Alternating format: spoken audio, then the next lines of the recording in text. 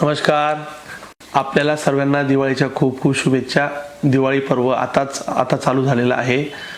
खरं तर या वर्षाचा दिवाळीचा उत्सव हा एक मोठ्या भयंकर अशा दुष्काळाच्या छायेत आपण साजरा करत आहोत, याची मला पूर्णतः जाणीव आहे.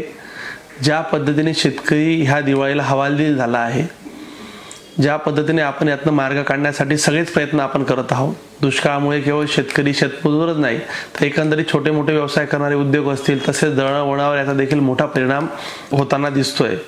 मात्र चाळीसगाव मतदारसंघाचा लोकप्रतिनिधी या नात्याने मी एक शब्द जनतेला दिला होता की माझ्या चाळीसगाव तालुक्यावर कितीही मोठं संकट आलं तरी मी या मतदारसंघातील कोणालाही वाऱ्यावर सोडणार नाही. मला आठवतंय की आजवर जेवढी संकटं आली, मी माझ्या परीने कायम त्या संकटांना आपल्या सर्वांसोबत राहून लढण्याचा प्रयत्न केला. त्यात कोविडचं संकट आपण बघितलं असेल, त्यात महापौराचं संकट असेल, अतिवृष्टी असेल किंवा पाऊसच नसेल, या सर्व संकटांमधून मी कायम मार्ग काढण्याचा प्रयत्न केला. देशाचे लाडके पंतप्रधान नरेंद्रजी मोदी असतील, आपले लाडके नेते देवेंद्रजी असतील, एकनाथ शिंदे साहेब असतील, आणि खास करून ज्यांचं आपल्यावर विशेष प्रेम आहे असे ग्रामविकास मंत्री गिरीश भाऊ महाजन असतील, यांच्या सर्वांच्या मार्गदर्शनाखाली आपण तालुक्याला विकासासोबत दुष्काळ निर्मूलनाच्या पार्श्वभूमीवर अनेक उपाययोजना सुरू आपण करत आहोत. काही योजना चालू झाल्या आहेत, काही तुमच्याकडनं सूचना आल्यावर त्या चालूही होतील. या दुष्काळाच्या परिस्थितीला आपण सर्वांनी दोन हात करायचं आहे. पंतप्रधान पीक विमा योजनेमध्ये आपल्या चाळीसगाव तालुक्यात जवळजवळ 70,000हून अधिक शेतकऱ्यांना ॲडव्हान्स पैसे आता मिळायला सुरुवात होईल. 2022 मध्ये केवळ 10,000 शेतकऱ्यांना मागील सरकारच्या कार्यकाळात पीक विमा उतरवला गेला होता. परंतु भाजप महायुतीच्या सरकारच्या या अर्थसंकल्पामध्ये देवेंद्रजींनी 1 रुपयात विमा ही संकल्पना राबवली. मी स्वतः लक्ष घालून कार्यालयाच्या वतीने, भारतीय जनता पक्षाच्या वतीने मोठ्या प्रमाणावर जनजागृती केली. शेतकऱ्यांना येणाऱ्या अडचणी सोडवल्या. या अडचणी सोडवल्यामुळे चाळीसगाव तालुक्यात सर्वात जास्त 57,000 शेतकऱ्यांना आपला पीक विमा उतरवता आल्या. साहजिकच त्याचा फायदा आपल्याला दुष्काळात होणार आहे. खरं तर हे सगळं करत असताना तुमची सगळ्यांची साथ मला आहेच. एवढ्यावरच आपण थांबणार नाही, थांबलोही नाही. दुष्काळ ही नैसर्गिक आपत्ती आहे, मात्र या आपत्तीला आपण या इष्टापती समजून कामाला सुरुवात केली आहे. केंद्र व राज्य शासनाच्या निकषानुसार पहिल्या टप्प्यात केवळ 40 तालुके दुष्काळी म्हणून जाहीर करण्यात आले. त्यात जळगाव जिल्ह्यातील एकमेव चाळीसगाव तालुका समावेश आहे. पुढेही 2-3 मंत्री इतरही तालुके आता त्याचा समावेश करतात आहेत. परंतु जवळपास 8 प्रकारच्या सवलती या माध्यमातून आपल्या सगळ्यांना मिळणार आहे. आता तालुक्यात तहसील प्रशासनाकडून शेतकऱ्यांचे आधार कार्ड, बँक पासबुकचे क्रमांक देखील जमा केले जात आहे. आपण आपले ग्रामसेवक, तलाठी, कृषीच्या सगळ्या यंत्रणा यांना आपले राष्ट्रीयकृत बँक खाते क्रमांक, आधार क्रमांक या सर्व याद्या तात्काळ लवकरात लवकर जमा कराव्या. येणाऱ्या काळात फक्त पीक विमाधारक शेतकरीच नाही, तर इतर शेतकऱ्यांना देखील शासनाच्या वतीने वेळोवेळी मदत, अनुदान स्वरूपाच्या ह्या सर्व लाभ मिळवून देण्यासाठी मी प्रयत्नशील राहणार आहे.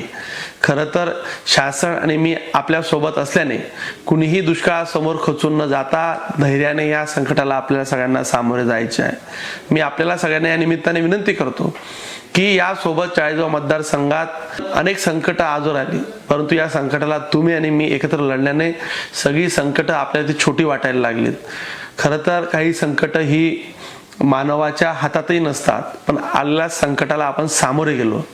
आजच्या घडीला तुम्ही बघत असाल की गावागावात रस्त्यांची चालू असलेली कामं असतील, पाणी पुरवठ्याच्या योजना असतील, पथदिवे असतील, कितीतरी मूलभूत सुविधा आज एवढ्या कमी कालावधीत आपण करू शकलो.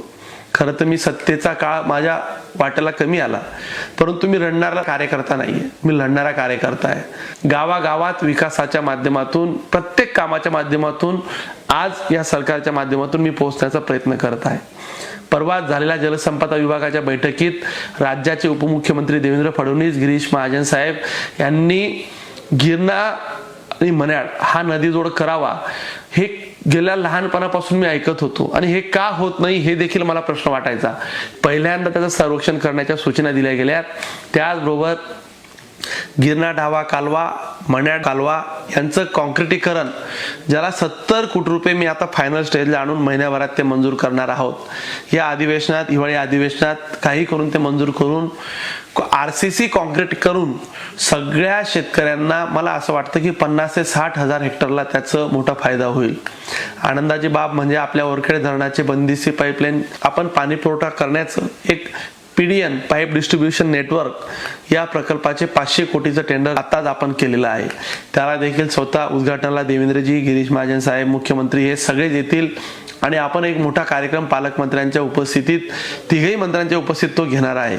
मला असं वाटतं की येणारा काळ हा आपल्या तालुक्यासाठी सिंचन समृद्धीचा असेल, हा मला ठाम आता विश्वास झालेला आहे। हा विकासाचा काळ असेल, हा देखील मला तेवढाच विश्वास आहे। खरं तर चाळीसगाव शहराच्या रस्त्यांच्या बाबतीत अनेक लोकांना प्रश्न होता, मलाही विचारला जायचा। शहराची दुरावस्था होताना दिसत होती, परंतु मागच्या कार्यकाळात कोणी त्याचा हातभार लावला, कोणी विरोध केला, हे कधीतरी मी राजकीय मुद्द्यावर मांडेलच। परंतु आज आपण पाहत आहे की चाळीसगाव शहरात ह्या वर्षभरात रस्त्यांचा जो मोठा त्रास आपण सहन करत होतात, परंतु त्याची आता प्रतीक्षा शहर वासियांसाठी संपण्याच्या मार्गावर आलेली आहे। सर्वात मोठा रस्ता म्हणून जो ओळखला जाणारा रेल्वे उड्डाण पूल तर छत्रपती शिवाजी महाराज चौक स्टेशन रोड, तर याला आपण 16 कोटीचं आताच आपण टेंडर केलेलं आहे। यामध्ये महापुरात पाण्याखाली जाणारा तितूर नदीचा दयानंद जवळचा पूल हा गेल्या अनेक वर्षापासूनचा लोकांचा मनातला 100 प्रश्न निर्माण झाला होता। तो प्रश्न मी सोडू शकलो याचा मला मनापासून आनंद होतोय की तो पूल माझ्या मते वर्षभराच्या आत तो देखील काम आता संपेल। त्या कामाला महिन्याभराच्या आत आपण सुरुवात करणार आहोत। तसेच गेल्या वर्ष दीड वर्षात जवळपास 35 कोटींची रस्ते, उद्याने, एक ना अनेक कामं आपण मंजूर करून आणली आहेत। मला असं वाटतं की पाणी पुरवठ्याच्या संदर्भात एक योजना मंजूर झाली होती, तिचं आजवर राजकारण तालुक्यात होताना मला दिसलंय। पुन्हा नवीन पाणी पुरवठा योजना 150 कोटी रुपयाची मंजुरीला, तिचा DPR सह आपण नवीन 150 कोटी रुपयाची योजना शहरासाठी नवीन मंजूर करत आहोत। छत्रपती शिवाजी महाराज चौक पर्यंतच्या रस्त्याला व इतर भागातील रस्त्यांसाठी 20 कोटीचा निधी आत्ताच मी 8 दिवसापूर्वी मंजूर केला।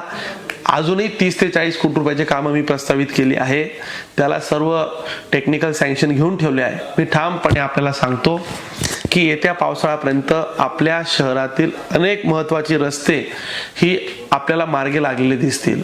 खरं तर आज संवाद साधत असताना दिवाळीच्या पार्श्वभूमीवर अनेक समस्या आपण सामोरे जात आहोत, याची मला जाणीव आहे। मी चाळीसगाव वासियांना सगळ्या समस्यांमध्ये सोबत राहिलो। कालही तुमचा मंगेश तुमच्या सोबत आहे, आजही आहे, उद्याही राहील। ग्रामीण भागात आतापासूनच दुष्काळाचा झळा बसायला सुरुवात झालेली आहे। अनेक गावांना टँकर सुरू आहेत। अशा परिस्थितीत जल जीवन मिशन सारख्या अंतर्गत सुरू असलेल्या पाणी पुरवठा योजनांची कामे येत्या काळात अनेक गावांना संजीवनी ठरणार आहेत। विशेषतः आपल्याला माहितच असेल की 2019च्या दुष्काळाच्या रोहिणी पंचक्रोशीतील भयानक अशा दुष्काळाच्या परिस्थितीत मी छावणीच्या माध्यमातून शेतकऱ्यांना दिलासा देण्याचा प्रयत्न केला। आजही कधी अशी वेळ आली, सरकार आणि मी कायम शेतकऱ्यांच्या पाठीमागे उभा राहील, हा तुम्हा सगळ्यांना विश्वास देतो। या वर्षी देखील अनेक भागामध्ये पाणी टंचाई असून आज देखील टँकरने आपण पाणी देत आहोत। मण्याड धरण आज शून्यावर आहे।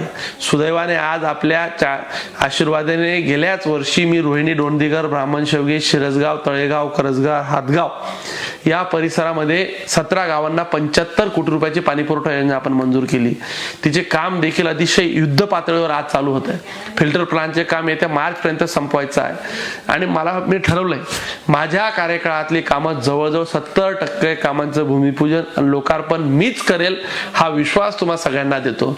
या सर्व घटनेचे आपण सगळेजण साक्षीदार राहणार आहात। या दुष्काळी गावांना थेट गिरणा धरणावरनं पाणी, कदाचित ही कल्पना बऱ्याचशा लोकांना खरंही वाटत नव्हती, परंतु माता बहिणींच्या डोक्यावरील कायमचा हंडा उतरवण्यात मला यश येत आहे, हे सांगताना देखील मला मनापासून आनंद होतोय। पुढील काळात भाजप महायुतीच्या शासनाच्या माध्यमातून चारा छावणी असेल, पाणी टँकर असेल, अनुदान असेल, जेवढी जास्तीत जास्त मदत तालुक्याला मिळवता येईल ती मिळवण्याचा माझा कायम प्रयत्न असेल।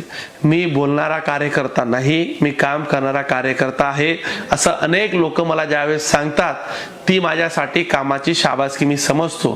खरं तर या व्यतिरिक्त वैयक्तिकरित्या मला जे जे करण्यासारखं काही असेल ती मदत उभी करण्याचा मी आणि माझा भारतीय जनता पार्टीचे सर्व सहकारी अहोरात्र परिश्रम करणार आहेत. दुष्काळाची जरी पार्श्वभूमी जरी असली तरी आपण आपले सण आणि त्या परिस्थितीत साजरे करत असतो. सण म्हटला की खरेदी आलीच. सध्या ऑनलाईन खरेदीकडे बऱ्याच जणांचा तरुणाईचा कल वाढत चालला आहे. यामुळे आपण स्थानिक दुकानदारांकडे मोठे नुकसान होत आहे.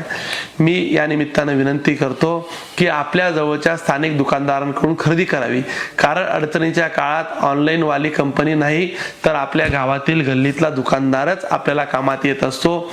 म्हणून व्होकल फॉर लोकल हा संदेश मनात ठेवून यावर्षी दिवाळी साजरी करावी.